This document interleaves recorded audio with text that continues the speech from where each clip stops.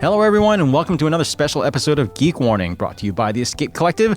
I'm James Huang, and my guests for today's show are Nicola, Rosin, and Manolo Bertocchi, CEO and Head of Marketing, respectively, for Colnago. You may have noticed that Colnago recently debuted its new C68 Gravel, and if you're here for all the technical details on that thing, well, you're going to want to head over to the site for the full written article. The bike's interesting and all, but I didn't bring those two on the show today to go over stuff like carbon layup schedules and frame geometry and stuff like that. Instead, what I wanted to know is more about Colnago as a brand, and for a couple of reasons. One, Colnago has been pretty quiet for much of the time that its main competitor Pinarello was experiencing a meteoric rise in tandem with the successes of Team Sky. And two, Colnago was purchased just a few years ago by an investment firm based in the United Arab Emirates. And since then, we haven't heard a whole lot about what's happened since, how the company has or hasn't changed, how the brand has been doing since then, where it's going, and so on. Because when all is said and done, Colnago isn't just some other cycling brand. It's one of the most iconic in the industry and certainly one of the biggest flying the Italian flag still. And I hope you'll agree with me that it's a topic well worth digging into. So one quick note, this is not a sponsored episode in any way. Colnago hasn't bought any ads or anything, and well, I should remind you that we don't have any ads on Escape Collective anyway. And we also haven't rehearsed this in any way beforehand, and the company didn't push for any restrictions in what we could talk about. I should also point out that unlike our regular Geek Warning episode that is free to everyone, these special episodes are only available in full to our Escape Collective members. So if you want to hear the whole thing, well, you got to sign up. Anyway, without further ado, let's hear what Nicola and Manolo had to say.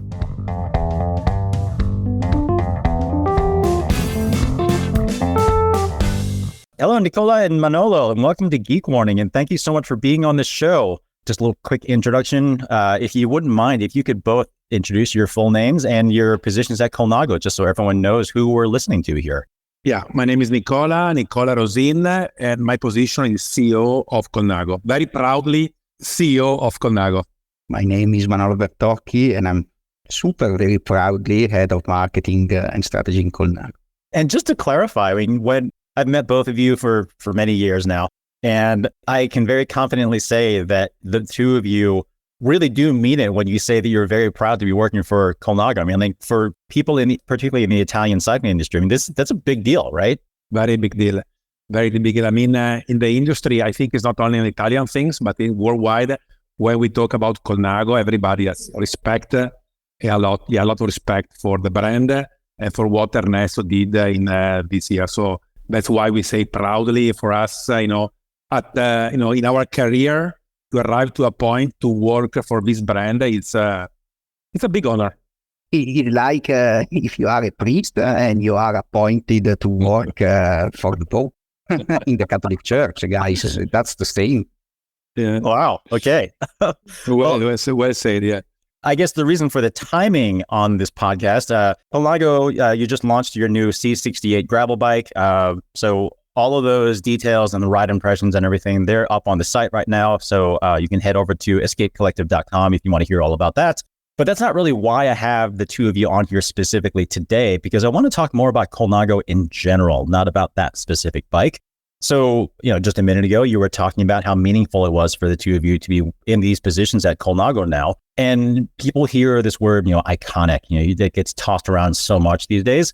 But I feel like that word really does apply here. I mean, Colnago is one of the few sort of really quintessential Italian cycling brands that I think that are still around, and also one of the oldest. I mean, I think if I'm correct, you're celebrating your 70th anniversary this year, right? Yes, correct. Yeah. So, given that kind of longevity, I think I first want to ask your opinion on kind of what has made Colnago. Why has it been successful for so long? Yeah, I think there are many ingredients that made Colnago so successful for so long. Its ability to innovate and ability to create really a nice community of lovers. I think the biggest one is the heritage. I mean, this is a brand with the longest and probably the brightest heritage. We always specify, Manolo and myself, that we are not a brand we are not a heritage brand, we're not a heritage brand, but we are a brand with a great heritage. But heritage, I think, is a key word to describe our longevity and our success for so long. As far as technically speaking, I worked in a bike shop in the mid-1990s. I was a big Colnago dealer, and I very much remember that, certainly in that road market, Colnago was widely viewed as not only being a very prestigious brand, but also one that was pretty innovative in terms of materials and design and construction, stuff like that. I very much lusted after a C40, never got one, but I did get an Oval Master. I had that for quite a while. That was kind of a pride and joy. And I know racing has always been in the Colnago heritage. So, talking to you about how Colnago is a brand with heritage, what does that really mean? Like as far as the bikes themselves, why were people drawn to Colnago for so long? It's I would like to use not very pragmatic word. So I want to talk about magic. When you are in Colnago, when you ride a Colnago, when you listen to the brand like this, there is a sort of magic. It's something that it sounds a bit holistic. I'm not a holistic guy, or I'm very pragmatic, but for sure there is some magic that is connected to all the ingredients that I was describing before. But 70 years of history, great innovation in the past, introducing the carbon, the great joint venture partnership with Ferrari, so many winning. I mean, all this happening, all these ingredients, I think created what I say, something magic. And this is something that we feel every day when we talk with our consumers. If I may add something, one of our consumers said, I love Colnago because Colnago makes beautiful bike that wins races, which is still true. If I recounted badly, last year, just with the UAE Team Emirates team, we won 56 races in the Grand Tour, which is pretty impressive. Some of those are incredible, like Flanders. And we won Flanders with a completely new bike, with new introduction concept, which is the V4RS, which is the bike that Tadej Pogacar is using it. And at the same time, we are still innovating because with the C68, for instance, and in all the family, we stepped away from the traditional construction lagged, and we went to pieces construction. Well, of course, you have talked about it in your article perfectly, but completely changing the production, and but still keeping the same handmade in Italy concept, all the things that makes Colnago, and we keep on doing it every day here in Cambiago from the factory. So speaking of that magic and that kind of made in Italy heritage, and keeping in mind, I guess just to back up a little bit, I think it's worth pointing out that both of you, relatively speaking, your tenures at Colnago are fairly recent. So Manolo, I think you were there in 2021. Is that right? Okay. It's 3 years today, James. Oh, today? Yeah.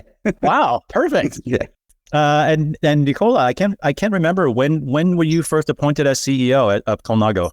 Started as a consultant from let's say December 2020, and then I was appointed as a CEO in July 2001. Okay, excellent. So the reason why I just want to point that out is I want to look back a little further back in history to well before either of you was involved with Colnago, because I do think it's a little bit important to, I guess, touch back on maybe some not great days at Colnago. Because again, coming back to the Made in Italy thing, I feel like after Colnago enjoyed so much success for so long, it almost kind of feels like the brand was losing its way a little bit in like the 2000s. So, Colnago had a lot of history already with carbon fiber, aluminum, steel, titanium, so on and so forth. Molded modular monocoque carbon fiber frames at that time were becoming much more common, almost just standard. And it didn't seem like Colnago really had the manufacturing capabilities in-house at the time. So if I remember correctly, Colnago entered into a partnership with Giant to produce a few frames. Do you recall how that partnership ended up coming to be and how that went? Yeah, we are talking about 2000, the first year of this millennium. I think was tentative to go to scale the business and to have a bigger capacity. I don't perceive necessarily as a negative event. I mean, the company in some way show a big interest, and curiosity, to see how to improve their ability, their capability. So I don't see as necessarily as a bad event, this partnership. But I mean, we are talking about one of the biggest branded company in the world. That is Giant. I'm happy anyway. But now we are talking that more than half of our bicycle are produced in Italy. This is really a big value, being able to produce our carbon bicycle in-house. So repeat, back to Giant, I think it was an experience. Colnago company learn a lot from big players. And it's a cycle on this long history, but I think was in some way useful. So what were some perhaps pros and cons of that arrangement? Because you said that you don't view that as a bad partnership. And I agree that I don't think it was necessarily a bad partnership, but I do think that there was some industry, I guess, consumer perception, at least issues at the time with the idea of having a carbon fiber bicycle that said Colnago on it that was produced by Giant. Do you feel like that maybe diluted the brand identity at all for some people? I mean, there are different personas within the Colnago consumer and audience. If you talk about the most traditionalist, the collectors, the people, I mean, we have a specific persona in Colnago, but yes, it might be disappointed. But, the personas in Colnago are different. And in our consumers are also people that are looking to, having the fastest bike possible, having the lightest bicycle, and going with Giant was probably a tentative, a test to be if it was possible to improve some of our, aspects. Okay, so it depends. Probably for a most traditional consumer, yes, it was a kind of disappointment. You said that Colnago learned quite a lot from that arrangement, so it sounds like there were certainly some benefits to that. Absolutely. Are you able to talk about some of the things that Colnago learned from the partnership? I guess learning a lot from international needs, learning from international opportunities, exchange information once again with one of the most important company in the bicycle business.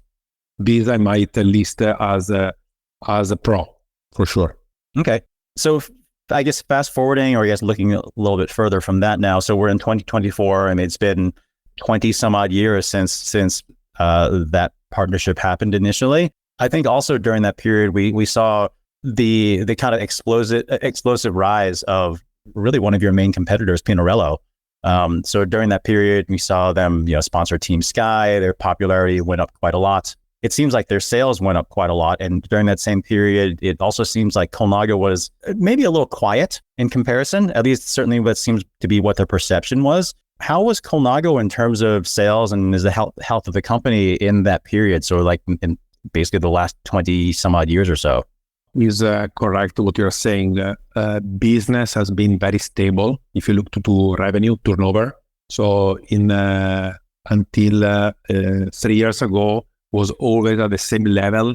Pinarello was winning. I mean, if you think about all the winning of Pinarello in that period, they were really relevant, important. So the company was quiet, Colnago, not big in business. And if you compare with that competitor, it's fair to say that we didn't have that growth in that period. Yeah, it's very fair. Was that a problem for Colnago? Like, did Colnago want to grow? Or I guess, how was that perceived within Colnago to see Pinarello just grow so much like that during that period?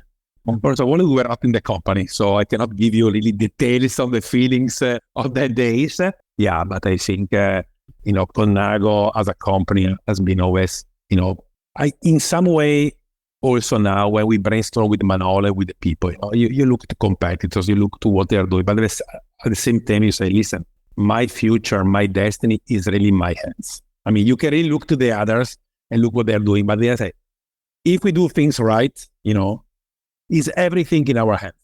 So I don't think there was a sort of frustration or the destiny of Colnago has been always in his hand. It's such a powerful brand with such a great awareness that you look to yourself, and if you focus, you do things right, you know that you can grow, you can have a lot of return. Yeah, if I may add something, and I know whenever I say this is, people think I'm crazy, but I'm not. We never do benchmarking. I mean, whenever we think about a new project, and this is one of the greatest things about working in Colnago for Colnago, is that when I say the guys that work here, I said the beauty of Colnago and the magic we were talking before is we can really do whatever we want and we feel is right to do without looking at the others. And I think that this is the biggest teaching that came from the tradition of Colnago. That's why Colnago has always been perceived as an innovator, because it's out of the schemes, for sure, of things that are done differently. And if I go back to the giant thing, well, think about it. All of the bikes now, and I'm not saying something that is secret, are made in the Far East, and probably on our scale, we are the last real Italian brand that is still made for more than 50% of our production in Italy. So if it was innovator at the time, it's still innovator this time. So it's maintaining tradition became the new innovation, which is a little bit crazy, but it is what it is. It feels like a lot of that freedom to kind of do whatever you wanted to do. A lot of that was granted by the fact that Ernesto didn't really seem like he had to answer to anybody for a very long time, right? Like, so am I correct that Colnago was still a privately held company, primarily owned by Ernesto, just up until a few years ago, right? Correct. Colnago is family, yes. And for better or worse, I mean, I'm sure that there have been times when Ernesto or someone wanted to, he made some decision that maybe some people didn't agree with, or maybe didn't seem like the best business decision at the time, but it still was his freedom to make that decision, right? Yeah, 100%. So I guess that does bring us a little bit to kind of the more modern period now, because so Colnago was sold to an investment firm that was based in the UAE in 2020. And of course, everyone has an opinion on everything. You look at the internet, and a lot of people certainly seem to think that would be kind of the end of the brand. I think there were a lot of people who were saying stuff like that. And I guess there was a lot of legitimate concern because, again, as you said, Colnago was sort of this iconic Italian brand and now owned by an investment group in UAE. But Nicola, you did say, I don't know if people caught this, that you said that revenue for Colnago was fairly steady for quite a long time, up until the last 3 years or so. So I will get to that in just a moment. But can you comment at all on what was Ernesto's motivation to sell the company?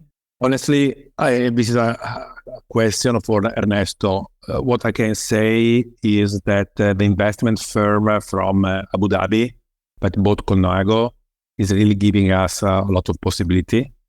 I mean, these are gentlemen that are really in love with the brand. They are real cycling. They understood perfectly the core values of Colnago and the strength to be in Italy, and to keep very strongly that identity. Then, when you think about that part of the world, you think always, it's honest to say, you think about the money and the possibility, that this investment firm can give to you. And this is really also for us as a manager was a big motivation in joining the company because, around the company, there's really an ecosystem of company, an ecosystem of forces that can really exploit the brand, can really exploit the company. I mean, we own a team, okay? Colnago, we own the biggest retail chain in the Middle East. I mean, this is really, again, an ecosystem of forces that can really exploit Colnago even further.